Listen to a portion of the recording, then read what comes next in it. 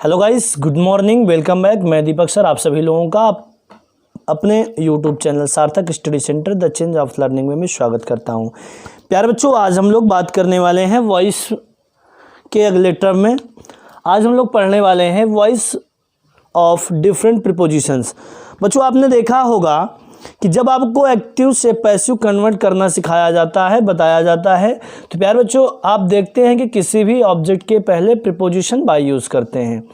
लेकिन बच्चे कुछ ऐसे वर्ब भी होते हैं जिनके साथ कभी भी बाय प्रीपोजिशन का यूज़ नहीं होता है और यहाँ पर डिफरेंट टाइप के अर्थात अलग अलग तरह के प्रीपोजिशंस यूज़ होते हैं।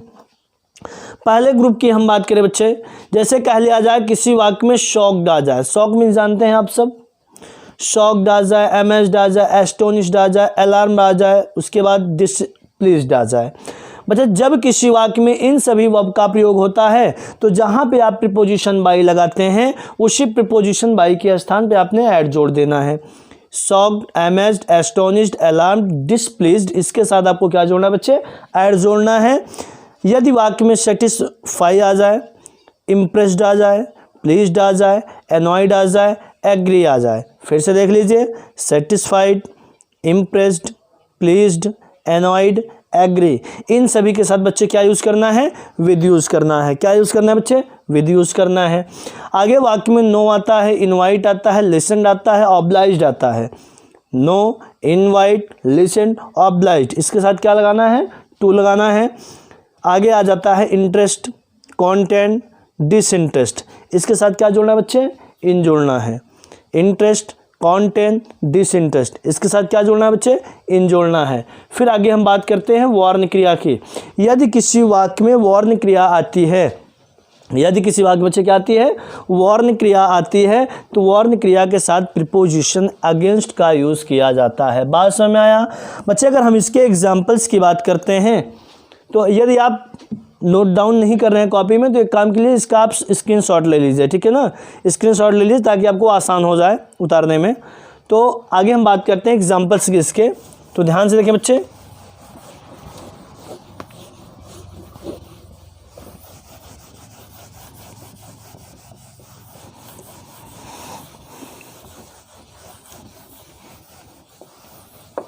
सभी में से हम दे रहे हैं, ठीक है? जैसे कह लिया जाए आई नो हर, क्या बोला जाए बच्चे? आई नो हर, यानी मैं उसे जानता हूँ। तो हर को आप बच्चे लाएंगे आगे तो क्या हो जाएगा? सी हो जाएगा। अब नो, ये वर्ब की फर्स्ट फॉर्म है, तो वर्ब की फर्स्ट फॉर्म किस में आती है बच्चे? प्रेजेंट के इंडेफिनिट टेंस में, अर्थात कॉन्टिन्यूअस का हमको क्या लगाना है? एक्सुलरीज लगाना है, ठीक है ना? तो सी हो गया, तो सी के साथ आपने जोड़ देना है इज। उसके बाद नो का थर्ड फॉर्म बच्चे हो जाएगा नॉन, क्या हो जाएगा? तो सी इज़ नॉन। अब ये जो आई है इसको आप ले जाएंगे पीछे बनाएंगे ऑब्जेक्ट, तो आई का ऑब्जेक्ट बच्चे हो जाता है मी। क्या होता है? मी होता है। जब मी होता है तो आपको नए ऑब्जेक्ट के पहले हमने बताया था बच्चे क्या लगाना है? प्रीपोजिशन लगाना है। लेकिन बच्चे जहाँ पे आप प्रीपोजिशन बाय यूज़ करते थे वहीं पे आप प्रीपोजिशन बाय का यूज़ नहीं करके बल्कि क्या यूज़ करेंगे? टू यूज़ करेंगे, अर्थात ये हो जाएगा टू मी, अर्थात सी इज़ नॉन टू मी। समझ में आ रहा है बच्चे? ठीक है, अच्छी बात है। चलिए आगे देखते हैं नेक्स्ट एग्जाम्पल। हम अगर नेक्स्ट एग्जाम्पल की बात करें, कहा जाता है ही एनॉयड मी। क्या कहा जाए? ही एनॉयड मी, ही एनॉयड मी। तो बच्चे ये देखिए, जब ही एनॉयड मी की बात किया तो ये पास्ट इंडेफिनिट का वाक्य आया। जब पास्ट इंडेफिनिट का वाक्य आया तो बच्चे आपको क्या करना है? पास्ट कॉन्टिन्यूअस का एक्सुलरी वर्ब लगाना है। क्या करना है?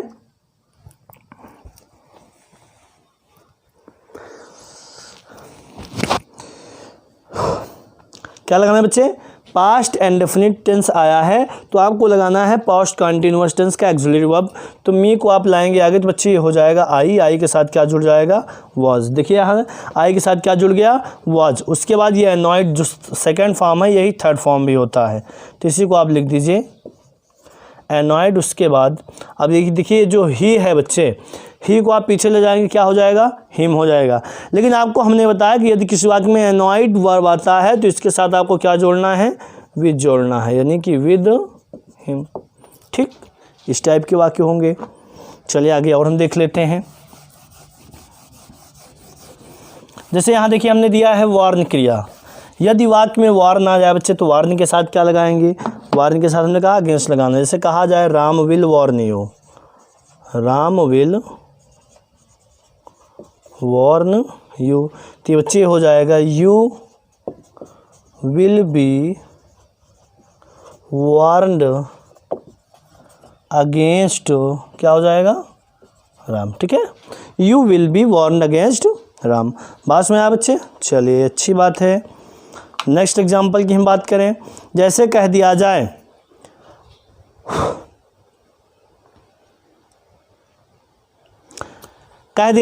द न्यूज़ सरप्राइज्ड ऑल, क्या कहा जाए बच्चे, the news surprised all.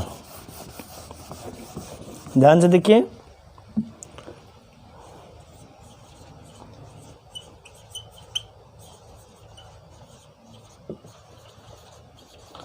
The news surprised all, तो ये क्या हो जाएगा, ऑल वर सरप्राइज्ड, क्या हो गया बच्चे, ऑल वर सरप्राइज्ड। उसके बाद देखिए जब सरप्राइज आया, सरप्राइज के साथ आपने क्या लगाया, बोलिए क्या लगाया, एट लगाया, तो लगा दीजिए एट द न्यूज़। ठीक है, इस टाइप होगा बच्चे। समझ में आ रहा है आप सब लोग को, बोले अगर नहीं समझ आ रहा है बता दीजिए, अगर समझ में आ रहा है तो बहुत अच्छी बात है। और फटाफट एक बार वीडियो को शेयर कर दें ताकि आपके सभी मित्र जो हैं आपसे जुड़ जाएं और उनका भी बेनिफिट हो पढ़ाई के लिए। ठीक, चलिए आगे बात करते हैं बच्चे। हम अगले टर्म में बात करते हैं कास्टिव वर्ब की। किसकी बात करते हैं, कास्टिव वर्ब की। अगर मैं आपसे पूछूं कि कास्टिव वर्ब क्या होता है, कास्टिव वर्ब को क्या आप जानते हैं, देखिए इसे कास्टिव वर्ब भी कहा जाता है बच्चे, इसे बेयर इन्फिनिटिव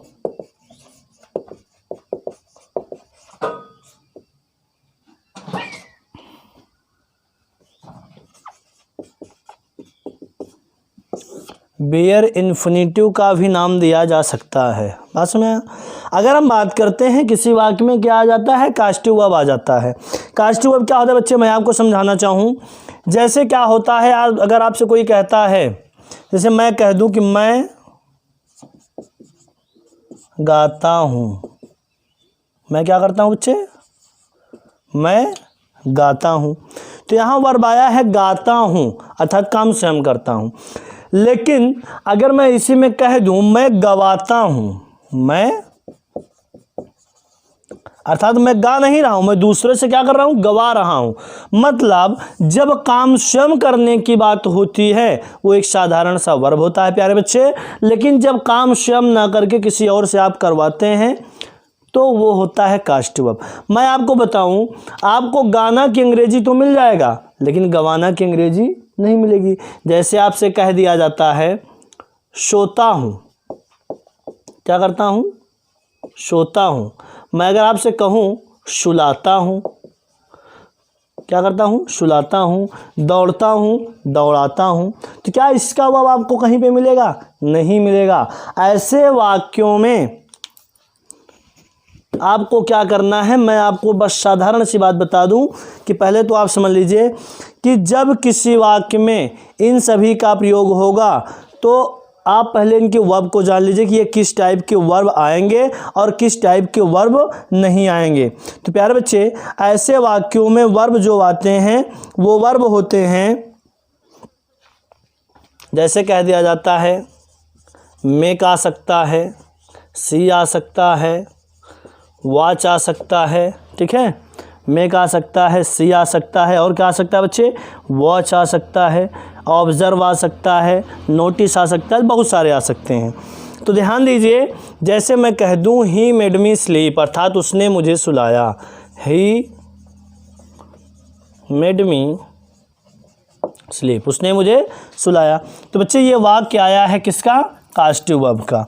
तो ध्यान से देखिए इसमें कितने वर्ब हैं, दो वर्ब हैं। अब जब इसका आप पैसिव वॉइस कन्वर्ट करेंगे तो मी को आप लाएंगे आगे तो ये हो जाएगा आई। ये पास्ट का रूप है। जब भी आप परिवर्तन करेंगे बच्चे ध्यान दीजिए कि पहला जो वर्ब होता है उसी के अकॉर्डिंग आप परिवर्तन करेंगे। तो पहले वर्ब में जो मेड है ये हो जाएगा आई वॉज मेड। क्या हो जाएगा बच्चे? I was made. फिर उसके बाद टू प्लस वर्ब की first form, two plus verb की फर्स्ट फॉर्म। तो ध्यान दीजिए कि जब ये वर्ब अलग अलग लिखे होते हैं तो ये कास्ट टू का नाम देते हैं इनको, लेकिन जब किसी वाक्य में टू के साथ दो वर्ब पास पास जुड़ जाती है, टू के साथ दो वर्ब क्या होती है बच्चे? पास पास आ जाती है, तो इसको हम नाम दे देते हैं बेयर इन्फिनिटिव का। किसका नाम देते हैं? बेयर इन्फिनिटिव का। तो बच्चे ये हो गया मी के लिए आई, आई के साथ एक्सक्लूसिव वर्ब जो लगी वॉज लग गई, उसके बाद मेड का मेड हो गया, फिर टू स्लीप हमने पास कर दिया, बचा क्या है? ही। तो बच्चे हम इसी को क्या कर देते हैं? By him. ठीक, इस टाइप का हुआ। चलिए इसी में नेक्स्ट वाक्य हम देखते हैं। अगर हम अगले सेंटेंस की बात करते हैं, जैसे कह दूं ही मेक मी लाफ, क्या कह दिया जाए? ही make me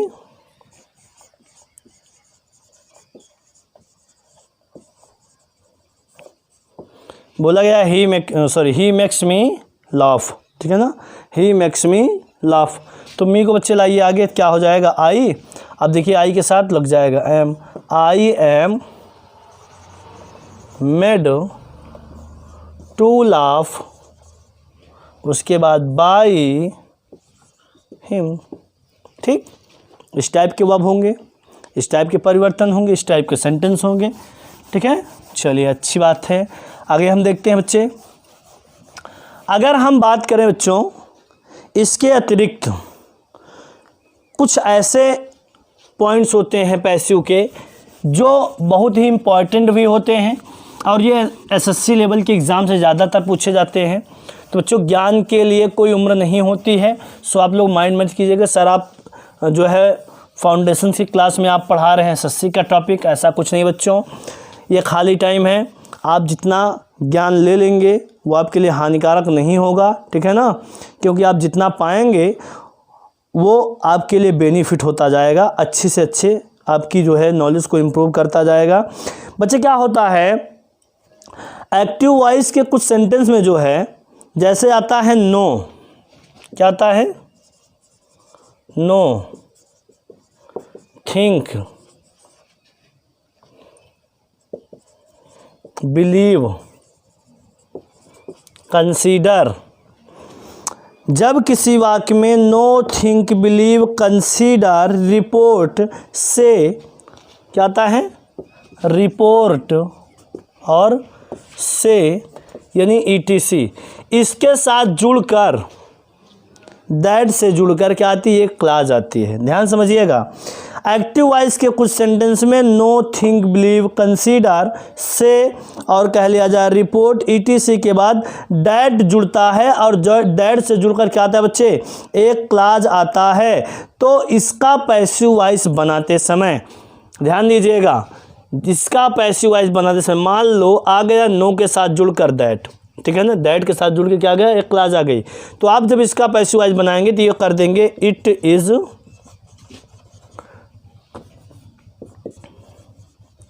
known, it is thought, it is considered, it is said, it is believed, ठीक है ना? It is reported. ये तमाम प्रकार की चीज़ें कर दी जाती हैं। जैसे मैं आपको एक सेंटेंस देता हूँ, इसी में मैं बच्चे आपको बता दूँ, सेंटेंस आपको कह दूँ, years ago people believed that the sun was a god. क्या कह दिया जाए? ईयर्स एगो, ध्यान दीजिए, ago people believed that the sun was a god. तो बच्चे जब इसका आप पैसिव वॉइस करेंगे तो ध्यान दीजिए ईयर्स एगो में कोई परिवर्तन बच्चों नहीं करना है, उसके बाद कॉमा लगाना है। फिर यहाँ आया है पीपल बिलीव, तो ये हट जाएगा, ये हट के यहाँ हो जाएगा इट इज़, सॉरी ये बिलीव्ड है तो यहाँ पास्ट का है, तो it was believed, it was believed that the sun was a god. ठीक है बच्चों, the sun was a god, ये हो जाएगा। फिर से देखते हैं, ईयर्स एगो, बहुत समय पहले, पीपल बिलीव, लोग विश्वास करते थे या मानते थे, दैट कि the sun was a god, कि सूर्य को क्या कहा जाता था, ईश्वर कहा जाता था या भगवान माना जाता था। तो इसीलिए कहा गया कि ईयर्स एगो, बहुत साल पहले, इट वाज बिलीव्ड, यह माना जाता था, that the sun was a god, कि सूर्य क्या होते थे, भगवान होते थे। बात में बच्चे, इस टाइप के वाक्य होंगे। चलिए नेक्स्ट वाक्य, किसी में एक वाक्य और मैं देता हूं आपको। मैं कह दूं बच्चा, we think that he is a great scholar. क्या कह दिया जाए,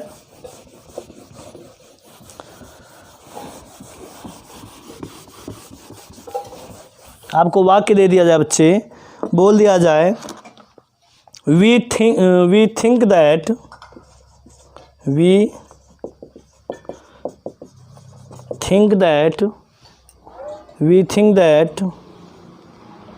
he is a great scholar।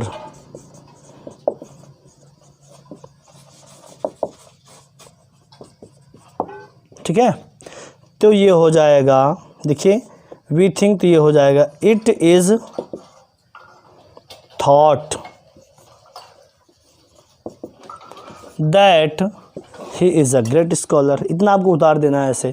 तो परिवर्तन सिर्फ आपको पहले वाले क्लास में करना है, ना कि सेकेंड वाले क्लास में। ध्यान दीजिएगा इस चीज़ को। बात समझ आए बच्चे? आई होप कि आप लोगों को समझ में आ गया होगा। यदि आपको किसी भी प्रकार का प्रॉब्लम हो रहा हो तो आप कमेंट बॉक्स में बता सकते हैं लिखकर, और यदि आपको प्रॉब्लम हो रहा है तो आई श्योर कि मैं आप सभी के क्वेश्चंस का आंसर आप तक पहुंचा दूंगा। अगर लग रहा है कि हाँ आपको किसी टॉपिक में प्रॉब्लम हो रही है तो आप मुझे बता सकते हैं, बेझिझक बता सकते हैं बच्चे। ध्यान दीजिएगा इस चीज़ को। बच्चों हम बात करते हैं नेक्स्ट रूल की। जैसे कह दिया जाता है, कभी कभी कुछ ऐसे वाक्य होते हैं, या ये कह लिया जाए कुछ ऐसे जो है पॉइंट्स होते हैं जहाँ पे बहुत सारी प्रॉब्लम्स आती है, जिसको सपोज कह लिया जाए क्वैसी पैसिव। बच्चे आप कितने लोग ऐसे हैं जो सोच रहे होंगे सर क्वैसी पैसिव क्या होता है? क्वैसी पैसिव का बच्चे मतलब होता है अर्ध पैसिव। क्या होता है?